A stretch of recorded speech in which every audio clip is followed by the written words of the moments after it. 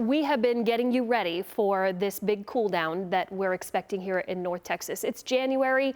We deal with cool downs, but it's going to be dangerously cold for several days in a row if you're not prepared for it.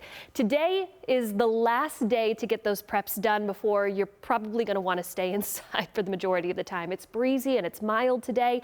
Temperatures for most are getting into the mid and upper 60s. Yes, we do have a few sprinkles. We're not expecting severe weather. Most of this isn't even reaching the ground, and then we get this cold front to arrive overnight.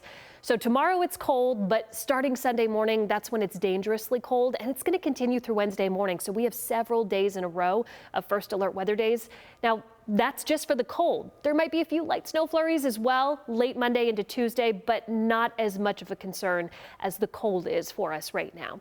What we're seeing on first alert satellite and radar, a lot of cloud cover. There are some showers to the east, but again, very dry air closer to the surface. So a lot of this is falling from the clouds and then it's evaporating before it actually reaches. Still a few sprinkles here and there, but it's just kind of that rain that isn't enough to actually clean your windshield when the windshield wipers are going. It's just kind of annoying nuisance rain, and we're not expecting much of it as we go throughout the day. The cloud cover is keeping temperatures a little cooler right now, low to mid 50s, but where we're starting to see some breaks in the clouds to the west, that's where we're seeing the mid and upper 50s, and then this afternoon, that's where temperatures should be in the 70s.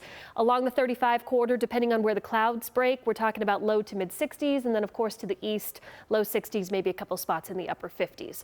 But once this front rolls in, you will notice it overnight. The winds, they're howling today out of the south. Overnight, we start to get these winds out of the north. So by tomorrow morning, we're talking 30s and 40s. Wind chills are going to be in the 20s. You don't see a huge jump in temperatures into the afternoon. And then by the time we get to Sunday, it's just brutal as far as the temperatures are concerned, the wind chills as well. So Arctic front arrives overnight.